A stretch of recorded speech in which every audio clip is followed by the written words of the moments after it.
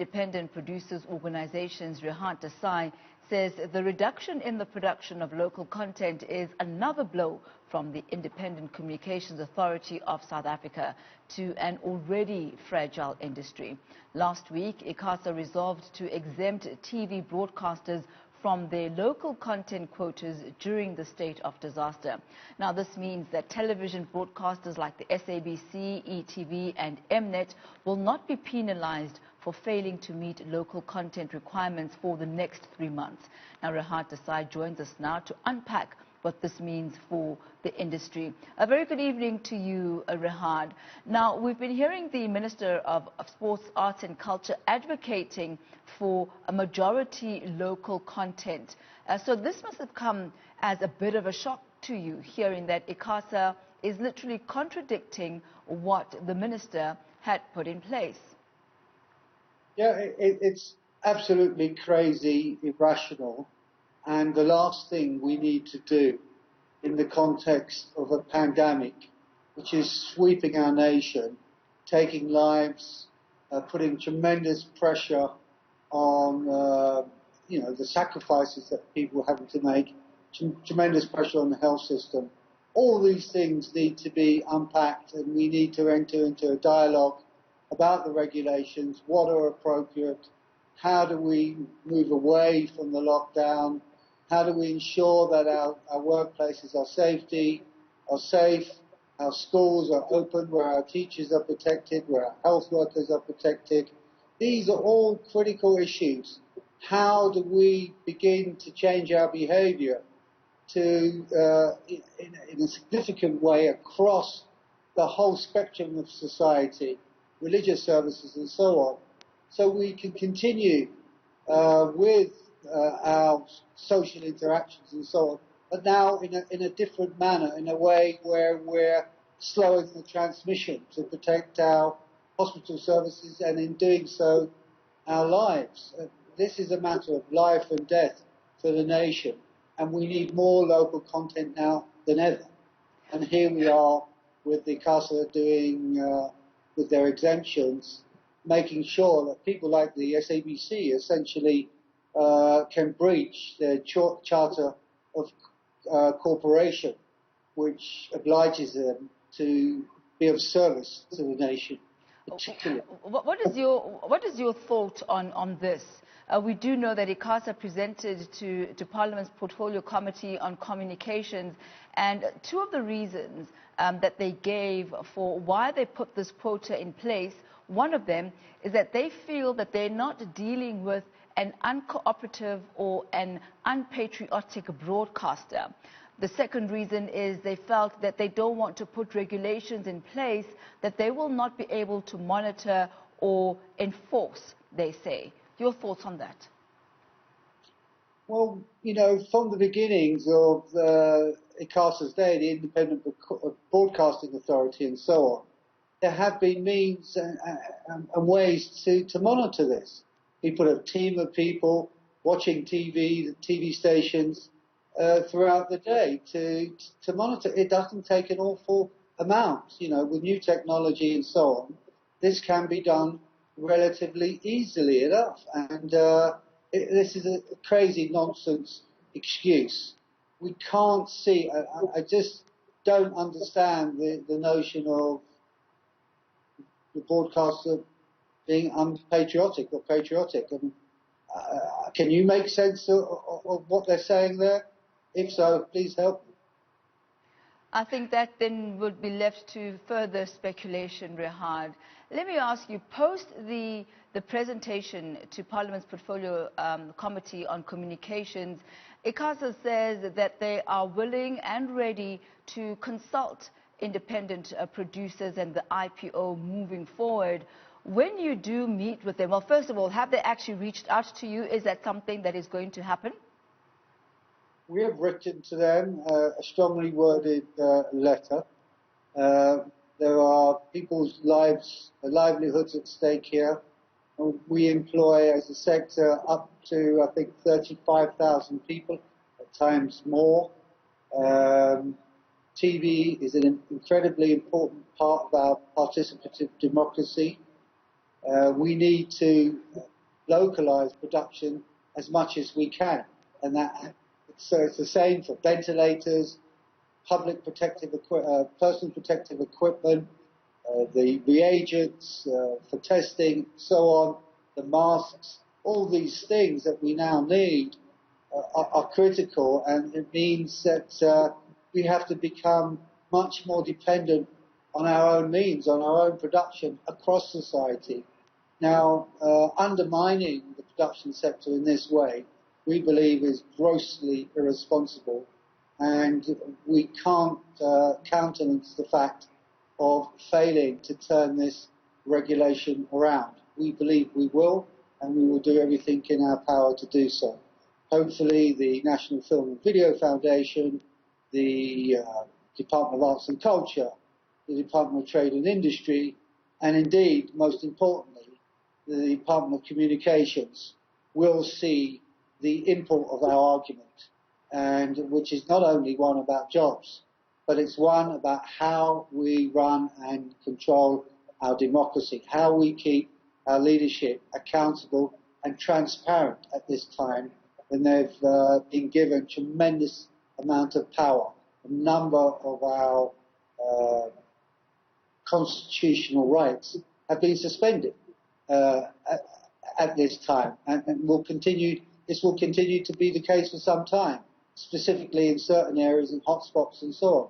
We're seeing a lot of abuse of police powers, of the army powers. We've seen a very important court ruling just yesterday coming from Judge Fabricus about the murder of Kossa in Alexander. These things need to be aired and debated.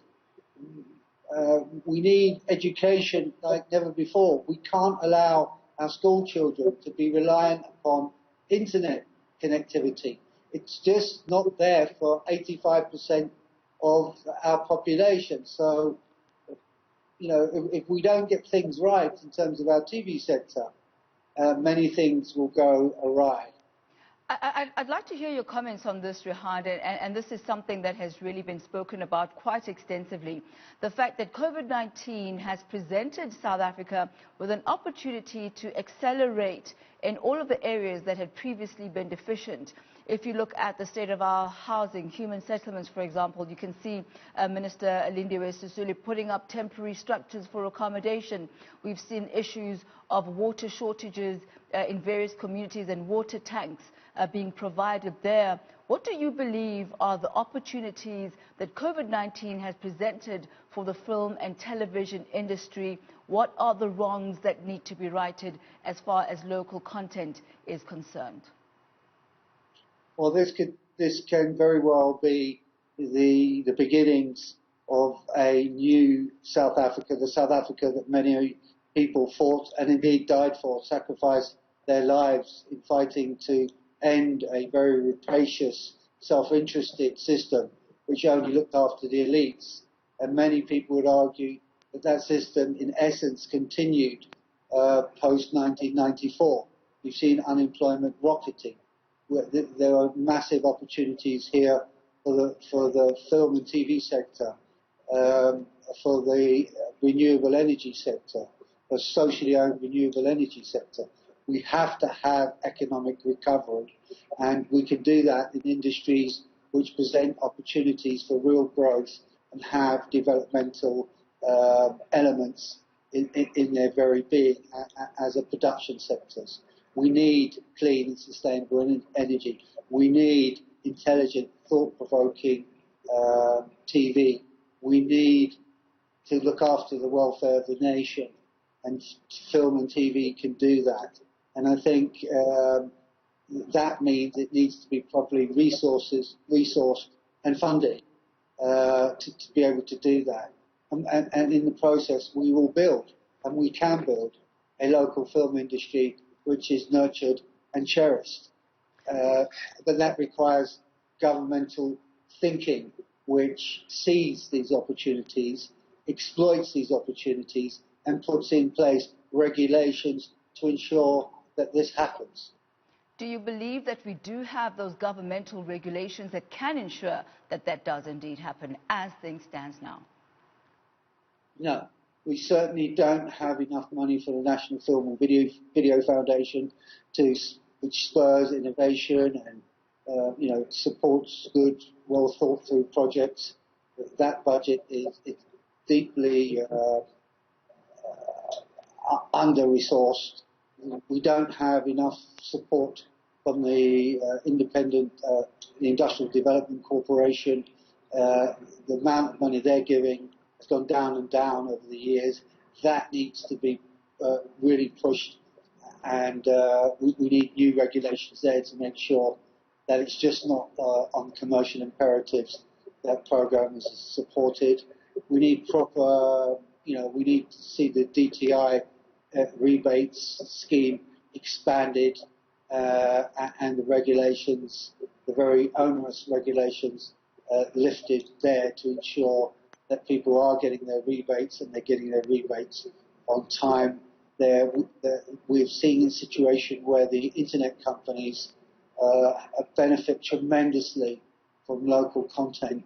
We need a tax on their revenues to go into a local content production fund. We need the Department of Communications to have a local content development fund to diversify our productions to meet the different needs of our people wherever they are. We need to service the underserviced in our communities, and that requires money and support and incentives, and it can only be done by the government. And this industry for the last 10 years has really been in decline since the beginnings of the economic recession that hit us back in 2008. Now, Rehad, if we look at the industry right now, there are some television productions that have started shooting. They have put some measures in place. I know some of them advocating, for example, no more kissing on screen, for example, because you cannot be that close to anybody else.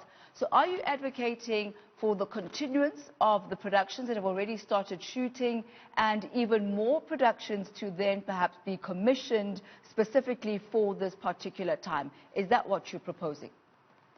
That's what we want. We have clear safety protocols which we've helped develop with the various departments. They are quite onerous in themselves. Lots of regulations on set, health and safety officers on set, testing, screening to be done, all sorts of new needs, protective equipment and so on, which is costing significant amounts of money and time. And time is money when you've got 50 to 100 people working on any one given production. And this means that we need the broadcasters to come to the party. Lots of productions were stopped without any agreements in place, while our producers of soapies, of long-form TV, long-running serial programs, were left stranded, and we're still trying to negotiate with a number of broadcasters to ensure that those losses are not seen on the screen, and the companies remain afloat. We believe this is the time now to do programming which is not only entertaining and inspirational, keeps our spirits up as a nation, but can seriously interrogate what our future is, what our future can be, what needs to be done in the post-COVID-19 world, what needs to be done in a world where pathogens and pandemics will become the new norm, where the climate crisis is hitting down on us very hard. These are key issues that can be brought into all sorts of programming. Dramas, we need to see the re-emergence of drama series. We need to see storyline shift in our soaps. We need real strong current affairs programming. Certainly. Thank you so much, Rehad. Unfortunately, we'll have to leave it at that. But thank you for a very insightful presentation there of the state of the film and television industry. They will be meeting with ICASA to flesh out a way forward. But